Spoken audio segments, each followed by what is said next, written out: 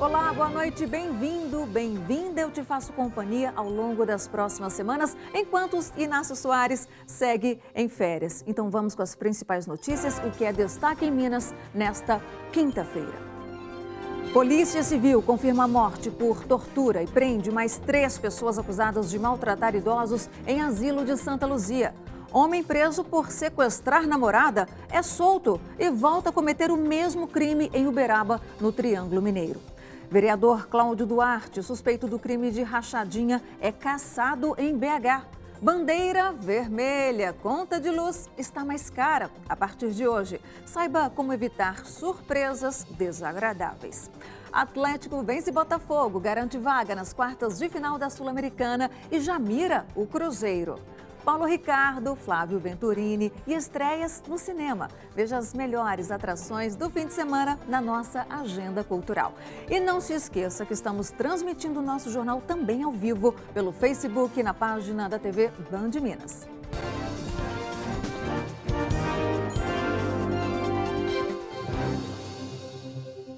Outras 3 pessoas suspeitas de maltratar idosos que moravam num asilo de Santa Luzia, na região metropolitana da capital, foram presas pela Polícia Civil. De acordo com a delegada responsável pelo caso, pelo menos uma morte por tortura já está confirmada. A vítima teria sido privada de água e comida durante uma semana.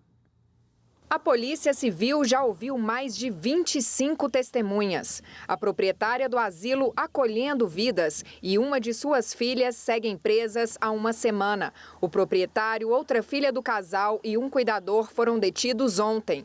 Todos são suspeitos de torturar os idosos internados na região metropolitana de Belo Horizonte. Os internos relatam que eles tinham como castigo privação de alimentação de 24 horas, com relatos até mesmo de 3 dias, banho frio como castigo. Nesse momento eu posso falar para vocês que a gente tem dentro dos autos provas contundentes contra os 5 presos. As investigações da Polícia Civil iniciaram na quinta-feira passada, depois de denúncia de funcionários do Hospital Municipal aqui de Santa Luzia. Eles disseram que frequentemente recebiam os idosos com suspeitas de maus tratos. Dentro de uma semana, 3 deles chegaram a falecer por conta do estado grave de desnutrição e desidratação. Eu posso afirmar para vocês que a gente já teve acesso a uma dessas mortes com, sim, indícios de maus tratos e tortura, que foi caso gravíssimo de desnutrição, desidratação, hematomas pelo corpo muito grandes, que nos leva a crer que essa pessoa ficou, sim, privada de alimentação e água por pelo menos uma semana. O asilo abrigava 47 internos. Cada um deles significava uma renda entre R$1.000 a R$1.500 para os proprietários. E, de acordo com a delegada, tanto a documentação do lugar quanto dos idosos não estão de acordo com a legislação. A gente tem relato de uma das idosas, ontem ela falou isso pra gente, que ela assinou essa procuração. Essa idosa, é importante eu dizer para vocês, ela é uma pessoa extremamente lúcida, que fique bem claro isso, e ela falou pra gente que ela assinou essa procuração porque ela estava se sentindo coagida e ameaçada pela Elizabeth. 37 idosos conseguiram sair do asilo. Alguns foram retirados pelas famílias e outros estão internados no Hospital Municipal.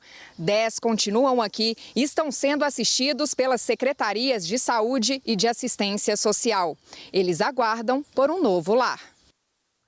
De acordo com a delegada, 2 famílias vão responder inquérito por abandono de incapaz e esse número ainda pode crescer. A polícia pede que ex-internos e familiares procurem as autoridades para relatar qualquer irregularidade que tenham presenciado naquele local. E a polícia indiciou o pai suspeito de desviar dinheiro do tratamento do filho em Conselheiro Lafayette, região central do estado. O repórter Diogo Ramalho tem mais informações para a gente agora, ao vivo. Boa noite, Diogo. Quais são as informações? Boa noite, Luciana. Boa noite a todos. Matheus Henrique Leroy, de 37 anos, Luciana, foi indiciado por estelionato, abandono material, também falsa comunicação de crime, isso porque ele disse que estava sendo extorquido por traficantes e apropriação de valores de pessoa com deficiência. Matheus, de acordo com a polícia, ainda será investigado em outro inquérito que foi aberto, Luciana, para averiguação dos crimes de lavagem de dinheiro e também de associação criminosa. Isso porque ele teria tido envolvimento com com abertura ou possível abertura de casa de prostituição em Salvador, na Bahia. Eu volto com você, Luciana. Ok, obrigada, Diogo, pelas informações e atualização desse caso triste. E 10 mandados de busca e apreensão e 3 de prisões temporárias foram cumpridos hoje durante uma operação no bairro São Paulo, região nordeste da capital mineira, para combater o tráfico de drogas. As imagens foram feitas pela Polícia Civil durante a operação no aglomerado Andiroba, dentro do bairro São Paulo, região nordeste de Belo Horizonte. Foram presos Felipe Fernando de Souza, de 30 anos, Elbert Patrício Justino, de 32 e Francisco Claro Braga Neto, de 35. Com eles foram apreendidas quantidades de maconha, cocaína, crack, além de dinheiro e celular. Os policiais também apreenderam este veículo, que é de um dos suspeitos, e ainda esta bicicleta, que a polícia acredita ser furtada. Com o trabalho de inteligência, nós logramos identificar diversos dos indivíduos, identificamos a gerência por parte do Francisco Claro, efetuamos a prisão do mesmo. Temos mais mandados de prisão para cumprir, que não foi possível na presente data, mas o serviço de inteligência agora vai buscar a prisão deles nos próximos momentos. A Polícia Civil segue com as investigações e buscas pelos foragidos. E a Polícia Civil de Uberaba, lá no Triângulo Mineiro, procura um homem suspeito de sequestrar a ex-companheira pela segunda vez. Diego Belarmino Rodrigues já havia sido preso na semana passada, mas depois de ser liberado pela polícia, voltou a cometer o mesmo crime. Diego Belarmino Rodrigues, de 30 anos, está sendo procurado novamente pela polícia por ter sequestrado a ex-companheira pela segunda vez em menos de uma semana em Uberaba.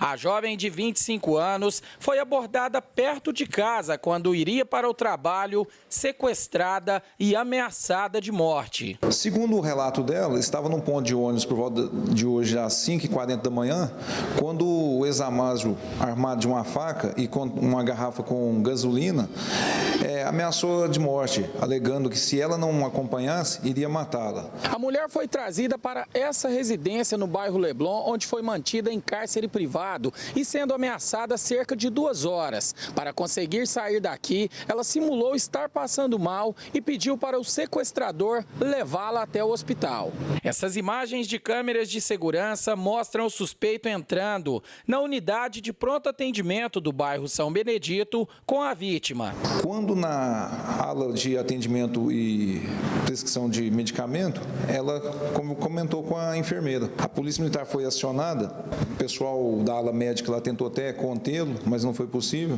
e evadiu. Segundo ainda a vítima, a intenção dele seria mantê-la por algum tempo, até conseguir um dinheiro e deslocar para o estado de Santa Catarina. A vítima foi encaminhada para a Delegacia de Mulheres. Diego tinha sido preso pela Polícia Militar no último fim de semana após sequestrar a ex-mulher e cometer um roubo nessa farmácia na área central da cidade. Ele e o comparsa Carlos Eduardo foram levados para a penitenciária em Uberaba, mas foram liberados pela justiça no dia seguinte. Diego também ameaçou toda a família da ex-companheira de morte. Ele não deveria ter saído da cadeia. Para nós está sendo muito triste, porque eu tenho que desabrigar da minha casa, largar do meu trabalho para poder abrigar na casa de longe da minha casa, na casa dos outros. Policiais militares continuam à procura desse suspeito. Mulheres vítimas de violência física, sexual ou mental têm 8 vezes mais risco de morrer. É o que aponta uma pesquisa divulgada pelo Ministério da Saúde. Elas também representam 70% dos agredidos que procuram unidades de saúde. A pesquisa foi baseada em notificações feitas pelo Sistema de Saúde em unidades de todo o país.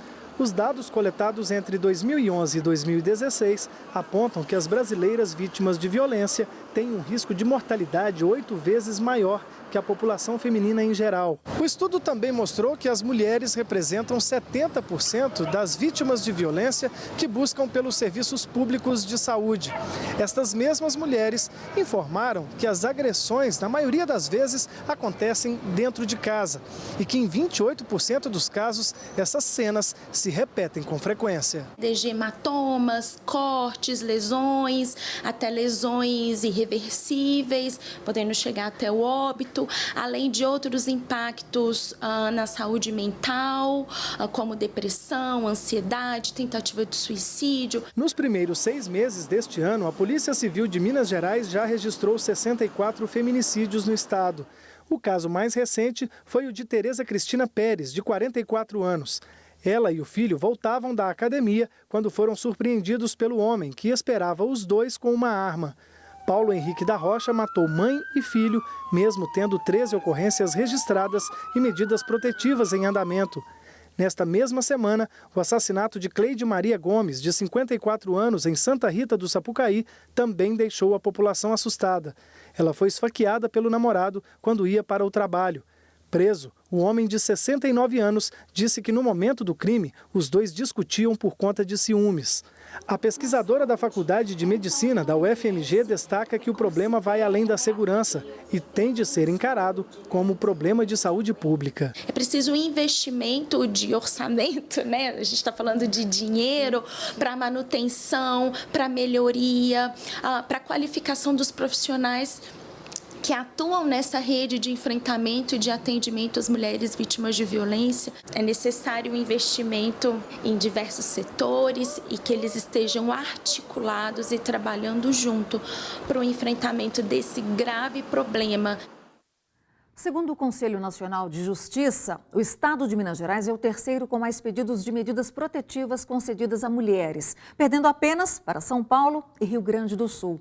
De janeiro a junho foram registradas 104 tentativas e 64 feminicídios aqui em Minas Gerais. E foi cassado hoje o mandato do vereador de Belo Horizonte, Cláudio Duarte, do PSL. Em reunião extraordinária, vereadores analisaram o pedido de cassação depois da aprovação de um relatório na última terça-feira. Cláudio Duarte é investigado pela polícia por praticar o crime de rachadinha, quando o vereador exige que os funcionários do gabinete devolvam parte do salário recebido no mês. A presidente da Câmara Municipal de Belo Horizonte, Nelly Aquino, do PRTB, acionou a polícia depois de receber vídeos de ameaça contra o filho dela de 6 anos de idade. Segundo a parlamentar, os suspeitos enviaram imagens do menino e ameaçaram matar a criança dependendo das escolhas que ela fizesse na Câmara. Ainda de acordo com Nelly Aquino, ela também teria recebido ligações anônimas com ameaças na tarde passada, véspera da votação pela cassação do vereador Cláudio Duarte, do PSL. O vice-presidente da Câmara, vereador Jair de Gregório, do PP, também procurou a polícia, denunciando que recebeu 4 áudios com ameaças no celular. A Polícia Civil abriu inquérito para apurar os casos. E veja, depois do intervalo, tem futebol. O Atlético vence o Botafogo e garante vaga na Sul-Americana. E o Cruzeiro se despede do volante Lucas Romero. Mais um funcionário da Vale prestou depoimento na CPI de Brumadinho, na Assembleia Legislativa de Minas. O técnico em eletrônica, Moisés Clemente, da gerência responsável pela manutenção e segurança da barragem da mineradora, em Córrego do Feijão, disse que a empresa sabia da instabilidade da estrutura desde junho de 2018, quando houve uma movimentação no local. Ele informou ainda que participou de treinamentos e palestras, mas não esteve em nenhuma simulação de campo com rota de fuga. Segundo o relator da CPI, deputado André Quintão, do PT, à época, cabia à mineradora acionar o plano de ação de emergência e evacuar a área. Por meio de nota, a Vale disse que tem apresentado todos os documentos e informações solicitados e que vai continuar contribuindo com as investigações. E ontem nós mostramos aqui no Jornal Band Minas o incêndio que atingiu a Serra do Curral no fim da tarde. Imagens feitas por uma moradora da região mostraram as chamas se alastrando. Hoje, o Corpo de Bombeiros informou que pelo menos 7 hectares da serra foram atingidos. Esse espaço é equivalente a 7 campos de futebol. O incêndio teve início em uma vegetação próxima à Praça Alasca, no bairro Sion, região centro-sul de BH. Ainda não se sabe o que causou o fogo. Vale lembrar a importância de evitar focos de incêndio, queimadas em vegetações, principalmente nesta época do ano de tempo seco, quando sempre os registros de incêndios crescem em todo o estado. A vegetação, os animais e o cidadão de bem consciente agradecem. E o Atlético garantiu vaga nas quartas de final da Sul-Americana, mas teve que se esforçar para conter os ataques do Botafogo. Com 2 gols, o time mineiro venceu a partida e já se prepara para o clássico contra o Cruzeiro no fim de semana. O primeiro tempo foi de domínio do time carioca, sequência de chutes de longa distância. E Cleiton, que substitui Vitor machucado, teve que trabalhar. Mas o Galo também teve suas chances. Aos 43 minutos, um dos lances mais importantes do jogo. Falta para o Botafogo. Marcinho bateu direto e a bola explodiu no travessão. Mas a confiança da estrela solitária acabou aos 30 minutos do segundo tempo, quando o Jair foi derrubado na área e o Wilton Pereira Sampaio marcou pênalti. Fábio Santos bateu muito bem e aumentou a vantagem atleticana construída no primeiro jogo. Ricardo Oliveira, que já amarga um jejum de 14 partidas sem marcar, teve a chance, mas parou em Gatito Fernandes. Só que 4 minutos depois teve outra oportunidade. Gatito brilhou de novo, mas no rebote, Vinícius encheu o pé e estufou as redes, consolidando a classificação do Atlético. O adversário das quartas de final já é sabido, mas pouco conhecido. O La Equidad da Colômbia. Mas antes de pensar nisso, é hora de voltar o foco para o domingo, Campeonato Brasileiro. Para o Galo, o clássico contra o Cruzeiro começa nesta quinta-feira. A gente precisa preparar muito bem, a gente precisa somar ponto aqui dentro de casa. Buscamos um empate fora, só que a gente precisa ser forte para estar continuando ali no bolo, ali no G4 no mínimo. Estamos 3 jogos sem tomar gol, isso nos dá muita confiança para o clássico de domingo, mas o extracampo pode ter certeza que ninguém traz para dentro de campo, todo mundo quer vencer. E o volante Lucas Romero não joga mais no Cruzeiro. O jogador foi negociado com o Independiente da Argentina. Hoje ele esteve na Toca da Raposa, mas não participou do treino. Apenas se despediu dos companheiros. Lucas Romero é esperado em Buenos Aires para fazer exames médicos e assinar com um novo clube. Hora de você se programar. O fim de semana está aí. Confira as dicas da nossa agenda cultural. Na estreia da semana, na telona, 135 minutos de muita ação e aventura. Desde que o policial Hobbs, um agente confiável do Serviço Diplomático de Segurança americano, e Shaw, ex-agente da elite militar britânica, se enfrentaram pela primeira vez lá em 2015, em Velozes e Furiosos 7, a dupla trocou chutes e pontapés enquanto tentavam se derrotar. Agora terão que se unir para combater um único cara que pode alterar a humanidade para sempre. E tem drama no filme brasileiro No Coração do Mundo. Na periferia de Contagem, na Grande BH, Marcos busca uma saída para a rotina de bicos e pequenos delitos. Surge uma oportunidade arriscada, mas que pode solucionar todos os problemas. Para isso, ele precisa convencer a namorada, Ana, a se juntarem a Selma e executarem o plano que pode mudar as vidas deles para sempre. No Coração do Mundo, na estreia da semana. No palco em Belo Horizonte, a atriz Grace Gianoucas e o espetáculo Terça Insana, que completa a maioridade. Traz na bagagem grandes personagens da história recente da comédia nacional. Um dos ícones do rock brasileiro dos anos 80, Paulo Ricardo, ex-vocalista da banda RPM, é uma das atrações da festa Back to Flash, neste sábado às 9 da noite, também na capital. Um encontro para celebrar 4 décadas de carreira, o melhor da música no mesmo palco para um show histórico, repleto de grandes sucessos. Os amigos Flávio Venturini, Sai Guarabira e 14 Bis levam para o encontro um repertório clássico, mas também com novidades. Então, programe-se e divirta-se. E veja a seguir, vai pesar no seu bolso. Temporada de seca e queda nos reservatórios faz energia elétrica ficar mais cara agora no mês de agosto.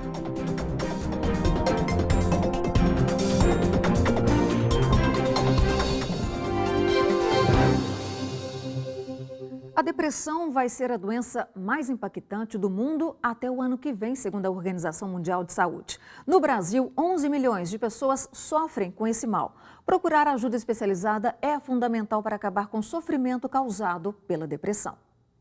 A depressão é uma tristeza profunda, que ela não dói fisicamente, né?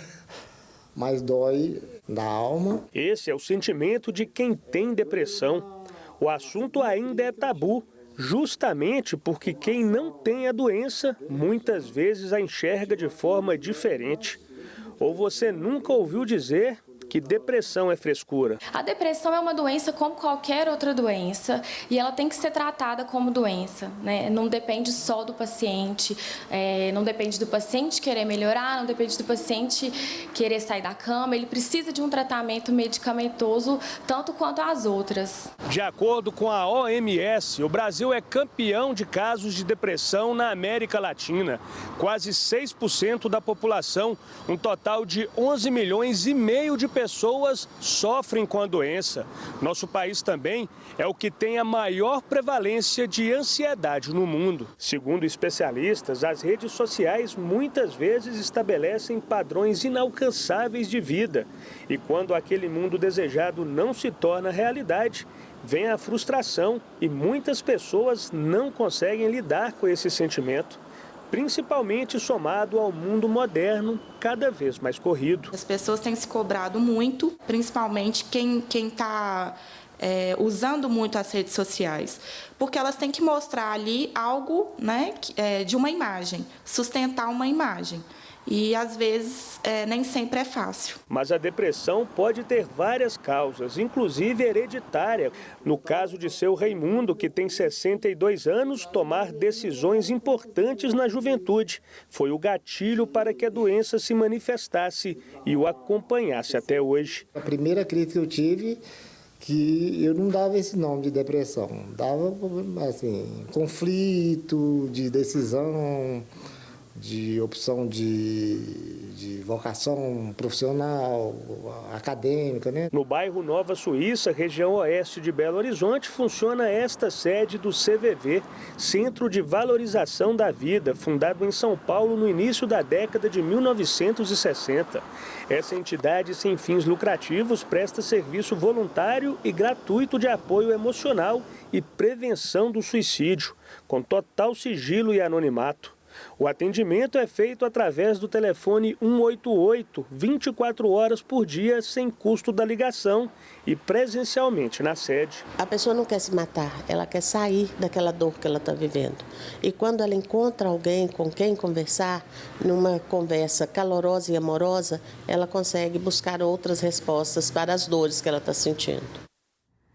Preste mais atenção nas lâmpadas acesas e no tempo do banho. As contas de luz estão mais caras a partir de hoje porque entrou em vigor a bandeira vermelha. A falta de chuvas e a diminuição do nível dos reservatórios faz o custo da energia aumentar nesta época do ano.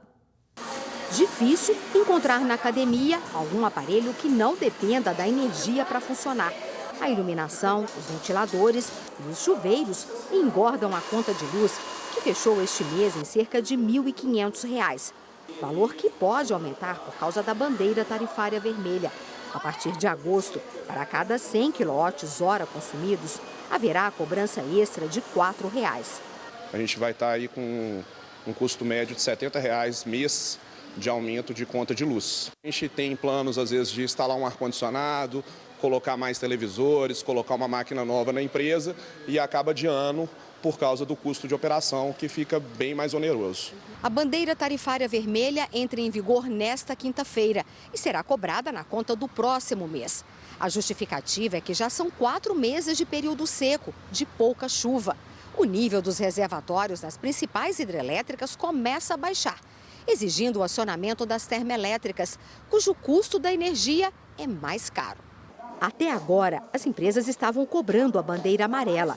Será a primeira vez no ano que é cobrada a bandeira vermelha, patamar 1.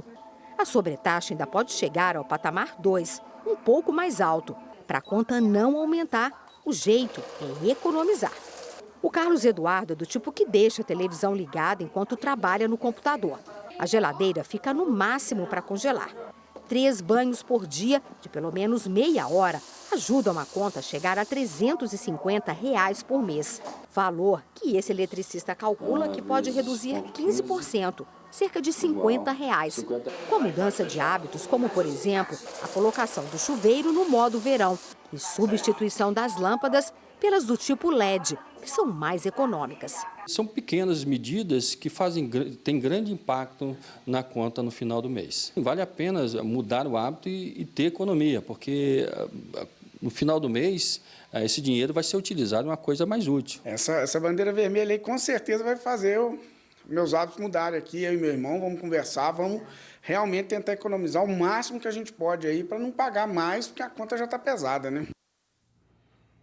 E começam em breve as inscrições para empreendedores que querem ter um carrinho, um food truck ou uma food bike, para trabalhar pelas ruas de Belo Horizonte. 600 vagas estão sendo oferecidas no edital da Prefeitura. 300 para quem usa veículos de tração humana, como os carrinhos de pipoca. 250 para veículos automotores de lanche rápido e 50 para comércio em bicicletas. As inscrições devem ser feitas entre os dias 19 de agosto e 6 de setembro no site da Prefeitura ou presencialmente no BH Resolve, que fica na Rua dos Caetés, 342, centro de BH. Os interessados devem apresentar cópia de carteira de identidade, CPF e comprovante de residência na capital. Após as inscrições, vai ser feito então o sorteio das vagas. Boa sorte! Para você, uma excelente noite. Até amanhã você fica com o Jornal da Band.